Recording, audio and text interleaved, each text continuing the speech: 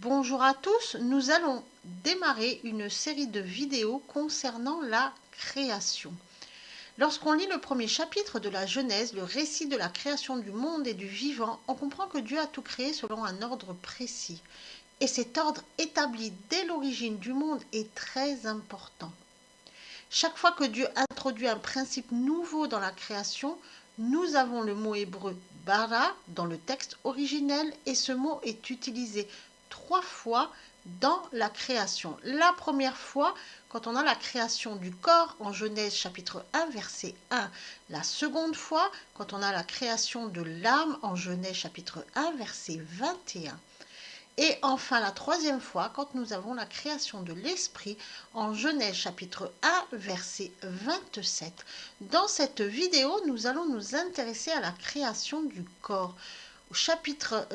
Au premier verset de la Genèse, nous pouvons lire « Au commencement, Dieu créa les cieux et la terre ».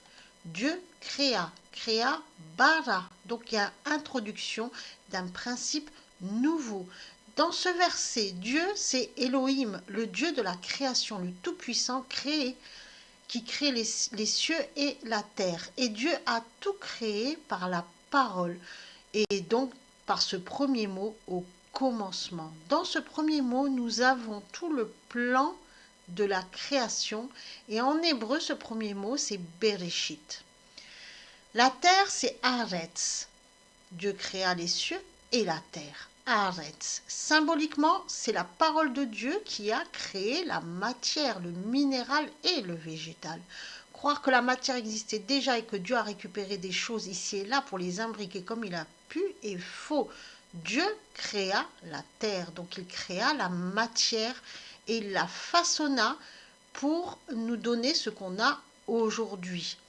Comme le corps est issu de la terre, on peut le lire en Genèse chapitre 2 verset 7, l'Éternel Dieu forma l'homme de la poussière de la terre, il souffla dans ses narines un souffle de vie et l'homme devint un être vivant.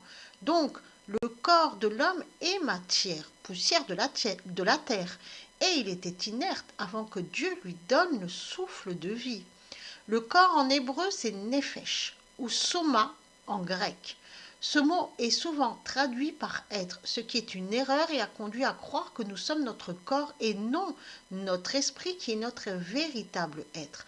Du mot soma découlent les maladies somatiques, les maladies qui concernent le corps, contrairement aux maladies psychiques qui concernent l'esprit. À ce stade, une différence est déjà effectuée entre le soma, le corps, et l'esprit. Le corps est donc composé uniquement de matière inerte et il reste inerte s'il n'est pas dirigé par l'âme et l'esprit qui le rendent vivant. Et de matière animée par l'âme et l'esprit qu'il est, il deviendra matière inanimée à la mort physique lorsque l'âme sera libérée du corps et qu'avec l'esprit ils pourront rejoindre le Créateur.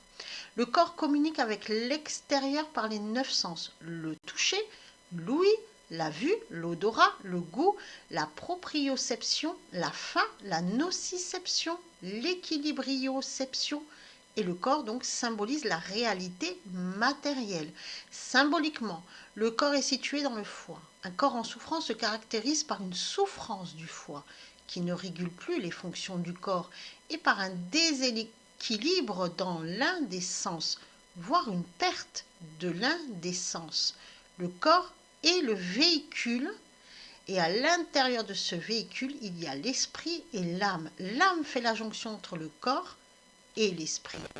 Et comprenez-le, ce qui anime le corps, c'est l'esprit. Le corps n'étant en fait que de capteurs qui permettent à l'esprit de ressentir la matière pour s'y adapter. Croire que le corps est l'être est un mensonge. Le corps n'est pas éternel. Il n'est qu'un véhicule pour l'esprit.